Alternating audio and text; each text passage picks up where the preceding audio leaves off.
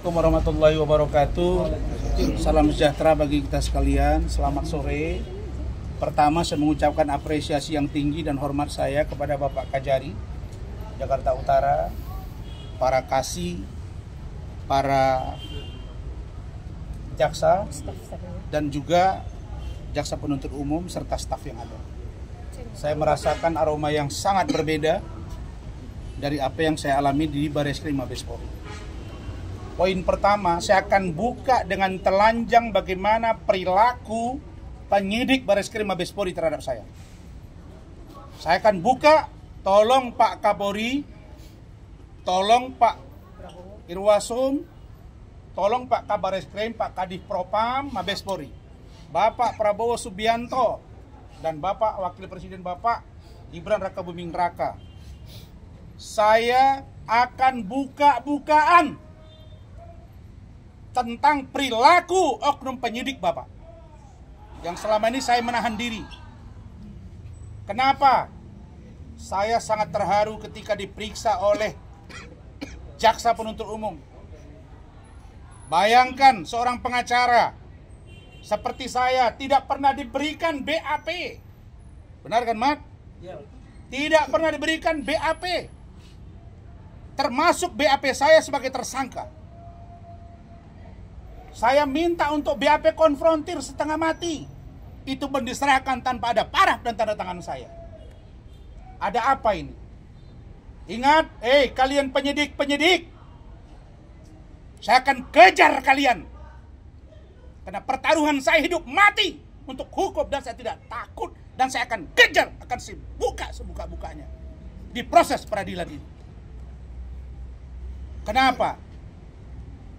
Karena saya merasa sangat dizolimi.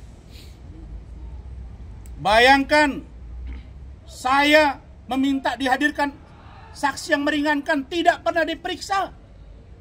Naik sidik juga tidak diperiksa yang meringankan. Setelah gelar perkara khusus yang kami ajukan lewat pimpinan kami dari Pradi Bersatu, Pak Lecumanan, Pak Boy Kanu, Pak Ade Dermawan, Pak Tobi dan teman-teman yang lain, bersama Bu Ida dan Rahmat dan kawan-kawan yang lain. Barulah ada pemeriksaan saksi ahli dari saya. Baru diperiksai semuanya. Ternyata barang buktinya banyak yang diduga tidak sesuai. Sekarang begitu banyak yang disuguhkan ke saya yang disangkakan. Di awal sekarang menjadi hanya pada poin 27 ayat 3, Junto 310, 311 dan Junto pasal 55 ayat 1 ke 1 serta pasal 64. Ada apa ini? Bisa dianggap saya turut serta atau bersama-sama? Kepentingan apa saya untuk membuat Iklim Hakim masuk TV? Urusan apa Iklim Hakim memberikan chattingan WA yang diduga mesum dari Hotman Paris kepada saya? Jadi di dalam pikiran saya, yang membuat masalah ini adalah ada dugaan dua orang. Yang satu mengaku ketika melapor ke saya dan buat preskon tidak mengenal dia sebagai asprinya. Mengatakan cemburu, anak mangga besar, punya anak janda satu ditinggalkan di rumah tetangga. Tapi belakangan mengaku mereka pacaran. Yang satu lagi mengaku kepada saya bahwa dia mengatakan dia dilecehkan. Lalu kemudian belakangan bilang tidak ada pelecehan, tidak ada tanda tangan. Padahal ada saksi yang menyatakan itu. Ada Kementerian PPA yang sudah diperiksa. Pak, saya tidak mau berpolemik di kepolisian. Saya tidak mau ribut di kepolisian. Karena di dalam polisi pun banyak orang baik. Laporan terhadap saya, dugaan ijazah palsu selesai. Laporan tentang dugaan pencemaran nama baik, maaf, dalam urusan penipuan penggelapan sudah selesai. Yang satu ini, Pak Kapolri, Pak Presiden, Pak Wakil Presiden, Pak Propam, Cybercrime Mabes Polri yang dipimpin oleh saudari inisial DH, tolong dievaluasi dan dikoreksi. Kenapa? Kementerian PPA sudah datang memberikan kesaksian, menyatakan bahwa Iklim Hakim mengaku ini diabaikan. Gusti Gunawan Daulay direkam, ditelepon, dipengaruhi, disajikan, juga diabaikan. Dibilang tanda tangan tidak identik, saksi lengkap. Ada apa ini? Saya diam. Hei, kau penyidik Kanit, saya diam. Kau akan saya ulas. Selesai kasus ini, saya akan kejar kau karena kau sama di mata hukum. Saya kira itu dari saya. Saya menyampaikan ini sebagai sebuah sikap saya ke depan. Sedikit pun saya tidak takut. Saya bukan koruptor, saya tidak pembunuh, saya tidak membunuh orang. Saya menegakkan hukum yang saya pelajari karena saya bicara equality before the law dan law is justice, declare hukum untuk kebenaran. Saya kira itu saya perkenalkan sekarang di sini. Saya terima kasih. Kita tunggu persidangan. Hari ini tidak ada yang ditahan. Jadi kalau dia cuap-cuap di media, silakan. Kenapa? Karena tidak ada masalah yang sesungguhnya yang berat. Nanti akan saya ungkap. Maka untuk tim ini, kami terima kasih sudah diterima dengan baik. Kami nanti akan disidangkan bersama saudari Putri 5 April alias Ibu Hakim. Ketua tim saya adalah Bapak Lecumanan SHMH kandidat doktor. Ya Pak Lecu ya. Dari DPN Pradi Bersatu atas rekomendasi Bapak Dr. Zeprin Boykano SHMH. Beliau ketua timnya. Kemudian sekretaris timnya saya tunjuk Saudara Rahmat Riyadi SHMH, yang beliau itu adalah managing partner di kantor saya.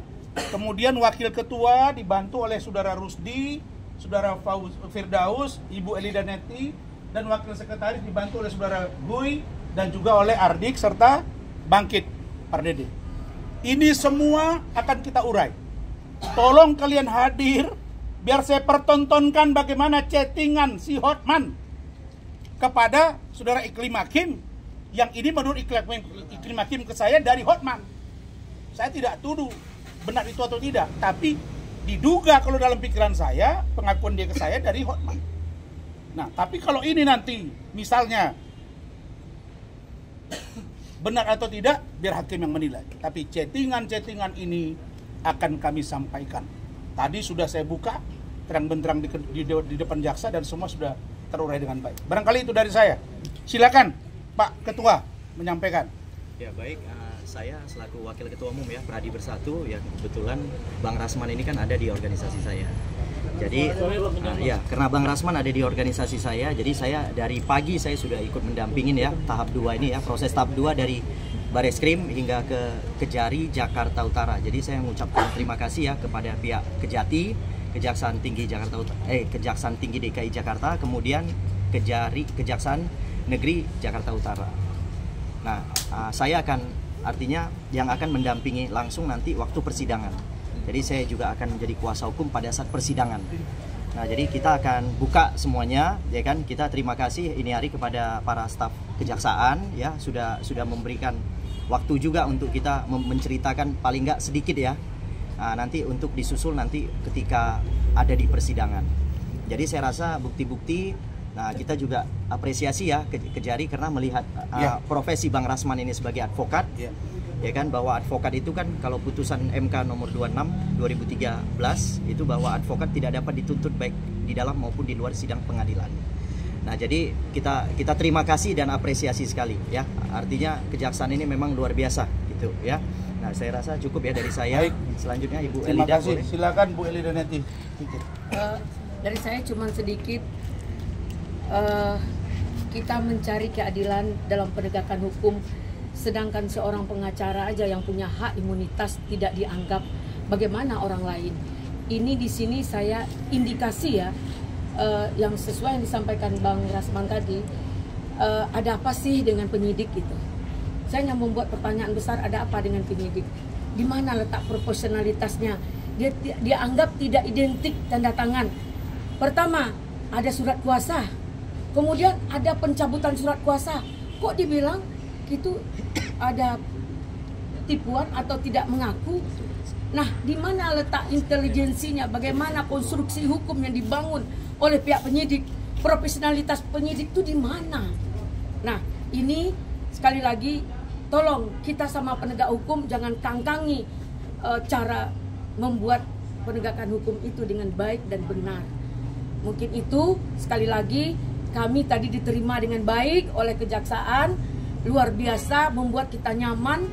yang tadinya ada berita yang luar biasa, dakdikduk, ternyata kejaksaan profesional, dan punya etik yang luar biasa sehingga kita nyaman. Dan sekali lagi terima kasih, mungkin itu yang bisa kami sampaikan. Semoga keadilan akan mencari jalannya, insya Allah. Lebih baik kita bersidang daripada tunggu-tunggu ya Bang, daripada ini kita sudah 18 bulan 18 bulan digantung-gantung gitu. Mungkin ini tantangan Bang Rasman juga. Baik, Bung Firdaus. Hari ini kita membuktikan tentang omong kosong ya, omong kosong dilakukan oleh Hotman Paris ya, juga dilakukan oleh Hotman Paris. Omong kosong katanya hari ini akan memakai baju oranye ya Bang Rasman. Jadi itu aja. Jadi bukti kita ini membuktikan bahwa Hotman Paris itu nggak ada apa-apanya, nggak ada apa-apanya. Berkali-kali dia cari ulah dengan klien kita Bang Rasman, tapi semuanya tidak ada yang naik. Baru ini dipaksakan untuk naik sidik gitu. Jadi ya kita lihat aja nanti di persidangan. Itu aja dari saya. Jadi artinya hari ini kita tertawakan Hotman Paris karena dia gagal ya untuk memasangkan baju oranye kepada Bang Rasman Arief Nasution. Kita tertawa bersama-sama. Baik. Bang, untuk sidang perdananya kapan Bang? Saya menunggu, dan seperti apa persiapan dokumen yang akan kami siapkan. Ada beberapa poin tadi yang ditanya di dalam. Saya juga diminta untuk menjelaskan, ya mereka senyum-senyum karena saya memang, kita sesama penegak hukum kan. Saya sebagai pengacara nggak dapat keuntungan apa-apa dari dia, malah uang saya keluar. Saya jelasin, maka dokumen apa, data apa, nah biar sekretaris tim yang jelasin apa-apa dokumen yang perlu kita bawa nanti, dan seperti apa komunikasi untuk persidangan nanti. Baik, terima kasih teman-teman semuanya. Pertama terima kasih atas kesempatan ini, dan terima kasih juga atas penunjukan yang diberikan kepada saya, atas amanah yang diberikan kepada saya sebagai sekretaris tim pembelaan hukum terhadap Pak Rasman Arief Nasution. Baik, kemudian dari tim sekretaris menyampaikan bahwa nanti seluruh informasi terkait dengan persidangan akan kami rilis dalam press release yang akan disampaikan melalui Instagram Pak Rasman dan juga Instagram saya pribadi. Dan kemudian untuk kapan jadwal persidangan itu kita menunggu dari jaksa. Kapan jaksa melimpahkan ini kepada pengadilan dan kapan jaksa menyelesaikan surat dakwaannya.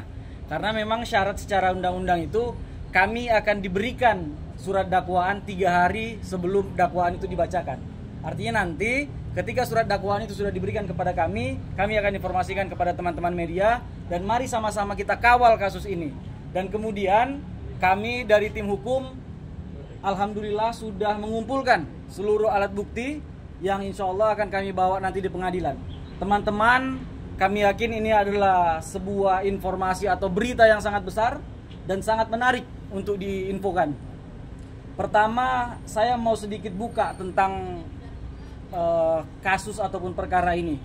Pak Rasman Arief Nasution disangkakan yaitu memposting atau mentransmisikan sebuah postingan yang di dalamnya terdapat kata dugaan pelecehan seksual yang dilakukan oleh Hotman Paris Hutapea kepada Putri Iklimah Aprilia.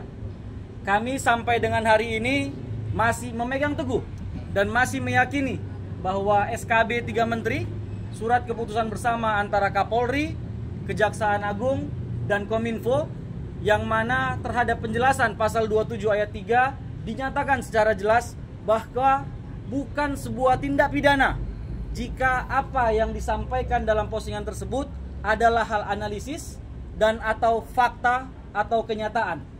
Teman-teman semuanya, kami akan buktikan bahwa pelecehan seksual yang diduga dilakukan oleh Hotman Paris Hutapea kepada Putri Iklimah Aprilia adalah fakta. Dan ini teman-teman nanti yang akan melihat, selain di persidangan, ini akan diterangkan oleh ahli bahasa yang nanti akan kami sampaikan bahwa perbuatan itu adalah perbuatan pelecehan seksual. Dan kami juga nanti akan menghadirkan saksi, yaitu saksi ada chart dari Kementerian PPPA, yang mana Kementerian PPPA ini telah menerima langsung dan mendengarkan pelecehan-pelecehan yang bagaimana yang dilakukan oleh Hotman Paris Hutapea kepada Putri Iklimah Aprilia. Dan kemudian poin ketiga terhadap pembelaan Pak Rasman sendiri adalah kata yang ditransmisikan atau diupload di dalam Instagramnya selalu diawali dengan kata diduga. Jadi tidak pernah ada tuduhan. Dan itu adalah bahagian dari presumption of innocence. Artinya kami juga meyakini bahwa kami belum boleh menuduh Hotman Paris Hutapea, tapi kami menduga perbuatan itu adalah perbuatan pelecehan seksual. Saya pikir itu, Pak. Baik. Terima kasih. Pak Abdul Hadi mana Pak Abdul Hadi? Ya nanti kalau ada korbannya Hotman Paris segera lapor ke kami ya. Kita Ya, ini silakan, apa pelecehan mau ditanya? seksual ya. Bang, Pelecehan seksual ya. untuk menegaskan aja Bang, menjelaskan tadi kan katanya hari ini tidak ada penahanan. Alasannya tadi apa Bang? Ya memang masalah Nggak tahan bisa dan ditahan. tidak ditahan itu subjektivitas penyidik, subjektivitas jaksa. Di samping pasalnya memang di bawah 5 tahun, juga saya orangnya kooperatif. Saya kan memang datang duluan di Bareskrim, datang duluan ke sini, dan saya hanya beritahu ini bagi semua para lawyer. Kalau lawyer seperti yang saya alami ya, beda dengan obstruction of justice, menghalang-halangi terus serta dia melakukan ya katakanlah penyuapan. Saya jebol, waduh, bahaya. Tapi ingat, penyidik Polri, belajarlah kalian bagaimana kasus yang lain-lain, ya. Dan ingat, belakangan bisa muncul lagi, ingat tuh kasus Pina Eki kan. Kalian pun akan saya kejar. Jangan kira selesai sampai di sini, enggak. Saya senyum dalam hati menunggu saat ini sampai persidangan. Begitu selesai, saya kejar kalian. Dan si yang berurusan dengan iklim hakim ini, begitu tidak terbukti, dia juga akan saya kejar. Bang, Ya, saya nggak pernah takut. Bang, bukan sebagai tahanan kota nih Bang. Nggak ada. Tahan siapa? Nggak ada. Enggak ada. Nggak ada yang ditahan. Justru kita Mencari korban-korban Hotman selanjutnya. Tadi menyinggung kasus ini Nggak ada. dibilang dipaksakan itu apa Bang dalihnya Bang? Nggak ada. Dipaksakan versi yang kami pahami. Versi yang kami pahami, saya pahami, saya ini lawyer, ini saya duga dipaksakan.